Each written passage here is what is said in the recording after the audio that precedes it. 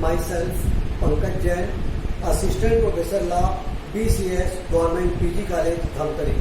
आज मैं LLB part 2 second semester के छात्र छात्राओं को उनके पाठ्यक्रम श्रमिक विधि लेबर लॉ का एक महत्वपूर्ण अध्याय बाल श्रम बताने जा रहा हूँ। बाल श्रम के अंतर्गत बाल श्रम अधिनियम का संक्षिप्त इतिहास, बाल श्रम के कारण, समस्या एवं उसके जो उपाय है उसके संबंध में आज मैं प्रकाश डालना चाहूँगा। जैसे बाल श्रम अधिनियम का संक्षिप्त इतिहास, इसमें आपको जानकारी होगी कि बाल श्रम की समस्या कोई वर्तमान की समस्या नहीं है। ये समस्या बहुत समय से चली आ रही है और बाल श्रम के लिए जितने भी सरकारी प्रयास किए गए हैं कि बाल श्रम का निदान किया जाए, बाल श्रम की समस्या को दूर किया जाए, बाल श्रम लेने वाले को कठोर से कठोर दंड दिया जाए, इतने सरकारी प्रयास के बावजूद भी बाल श्रम की समस्या कम होने के बजाय निरंतर बढ़ती चली जा रही है। बाल श्रम की समस्या एक गंभीर समस्या बनकर हमारे सामने आज खड़ी हो गई है। हम यहाँ बताना चाहेंगे कि वास्तव में बाल श्रम के प्रमुख कारण क्या है। तो बाल श्रम के प्रमुख कारण, पहला कारण है सामाजिक और आर्थिक असमानता। बच्चों से अर्थात 14 वर्ष तक की आयु के बालक बालिकाओं से काम लिए जाने का सबसे प्रमुख कारण है सामाजिक और आर्थिक रूप से असमानता। हमारा संविधान का अनुच्छेद 14 सभी को समानता का अधिकार देता है, किंतु फिर भी जब तक हमारे समाज में सामाजिक और आर्थिक रूप से असमता रहेगी तब तक बाल श्रम की समस्या को हम पूरी तरह से समाप्त नहीं कर सकते। दूसरा, पारिवारिक विपन्नता। बाल श्रम समस्या का दूसरा प्रमुख कारण है परिवार की गरीबी। माँ बाप इतने गरीब होते हैं कि न चाहते हुए भी अपने बच्चों को वे काम पर भेजने के लिए मजबूर हैं, तो उनकी गरीबी, उनके परिवार की पारिवारिक विपन्नता भी बाल श्रम का प्रमुख कारण है। तीसरा, अशिक्षा। माँ बाप स्वयं शिक्षित नहीं है, वे शिक्षा के स्तर को जानते ही नहीं है और उनकी अशिक्षा उनके निर्णय पर भी हावी हो जाती है। अतः माँ बाप का स्वयं अशिक्षित रहना भी अपने बच्चों के प्रति वो जागरूक नहीं हो पाते, शिक्षा के स्तर को समझ नहीं पाते और यही कारण है कि कम पैसे में अपने बच्चों को काम में भेज देते हैं। तो बाल श्रम का एक बहुत बड़ा कारण है अशिक्षा। चौथा, बाल श्रम का चौथा प्रमुख कारण है अति पिछड़ापन।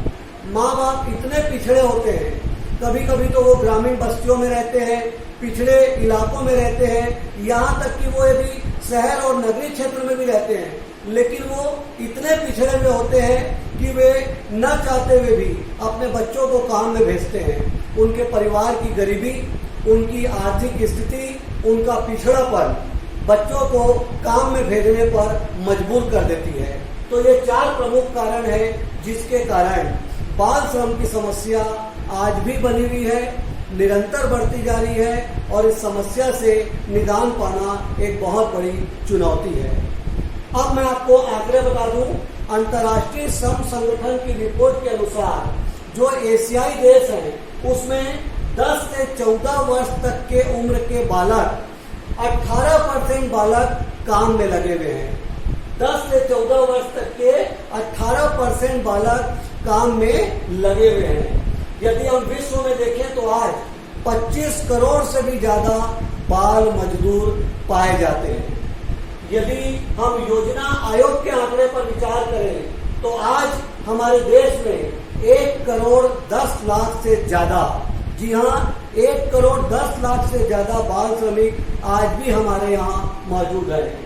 इस संबंध में यह बता दूं कि आज जो बच्चे हैं न केवल वो छोटे छोटे चाय के ठेले, दुकान में, रेस्टोरेंट में, बर्तन मांजने के काम में, इस प्रकार के काम में तो करते ही हैं, साथ साथ कल कारखाने और उद्योग धंधों में भी बड़ी संख्या में ये बच्चे कार्य करते पाए जाते हैं, जो हमारे समाज के लिए एक बहुत बड़ी चुनौती है। यदि मैं बोलूं तो संगठित क्षेत्र की तुलना में असंगठित क्षेत्र में ये बच्चे अधिक काम में पाए जाते हैं। बाल श्रम के संबंध में बहुत ही महत्वपूर्ण केस है M C Mehta versus Tamil Nadu राज्य। इस केस में 5 बिंदुओं पर गौर किया गया है जो आपको मैं बताने का प्रयास करूंगा। पहला, बाल श्रम का निषेध। इस केस में कहा गया कि बाल श्रम का पूरी तरह निषेध होना चाहिए, कड़ा से कड़ा प्रतिबंध होना चाहिए ताकि बच्चों से किसी भी सूरत में काम न लिया जाए। दूसरा, बाल श्रम के कारण को दूर करना। रिपोर्ट कहती है कि जब तक आप उन कारण को दूर नहीं करोगे जिसके कारण बच्चों से काम लिया जाता है, तब तक बाल श्रम की समस्या समाप्त नहीं हो सकती। तीसरा, सुरक्षा। जब वो बच्चे काम कर रहे हैं तो काम की दशा में उनकी सुरक्षा भी होनी चाहिए, अर्थात उनकी सेवा दशाओं का विनियमन होना चाहिए और उनकी सुरक्षा की पूरी व्यवस्था होनी चाहिए। चौथा, भविष्य में काम पाने में सहायता। आज यदि हम बाल मजदूरों को पूरी तरह से मुक्त कराते हैं, भविष्य में उनके काम पाने में सहायता होनी चाहिए। उनके माँ बाप के, उनके परिवार की भी पूरा रक्षा करना, उन्हें सहायता प्रदान करना सरकार का दायित्व होना चाहिए। और पांचवा, माँ बाप के बच्चों को संरक्षण। माँ बाप के बच्चों को भी संरक्षण दिया जाना चाहिए ताकि इस समस्या पर हम कड़ा से कड़ा कंट्रोल लगा सके। तो इस केस में 5 महत्वपूर्ण बातों पर ध्यान आकर्षित किया गया है। इस संबंध में 1986 में अधिनियम बना, बाल श्रम अधिनियम और किशोर न्याय अधिनियम। ये बहुत ही महत्वपूर्ण विधेयक था। इस विधेयक में कहा गया कि बाल श्रम की समस्या को पूरी तरह समाप्त अभी नहीं किया जा सकता, लेकिन उस पर कड़ा प्रतिबंध लगाया जा सकता है। उन क्षेत्र का वर्णन किया जा सकता है जहां पर यदि बच्चे काम कर रहे हैं तो उनकी काम की दशाएं कैसी होगी, उनकी सुरक्षा का स्तर किस प्रकार होगा। ये महत्वपूर्ण बात किशोर न्याय अधिनियम और बाल श्रम अधिनियम में किया गया। अंत में 2006 में एक महत्वपूर्ण जो अधिनियम आया, इसी में जो संशोधन हुआ, उसमें कहा गया कि अब 14 वर्ष से कम आयु के बालक के बालिकाओं को किसी भी कारखाने, खान, जोखिमपूर्ण कार्य या अन्य किसी भी कार्य में नियोजित नहीं किया जाएगा। अर्थात 14 वर्ष के कम आयु के बच्चों से काम लेना प्रतिबंधित कर दिया गया। इतना कानून के बाद भी, सरकारी प्रयास के बाद भी, दंडनीय घोषित करने के बाद भी बाल श्रम की समस्या बनी हुई है, पहले से और ज्यादा विकराल रूप धारण करते जा रही है और बाल श्रम की समस्या पूरे देश के लिए एक चिंता का विषय बन गई है।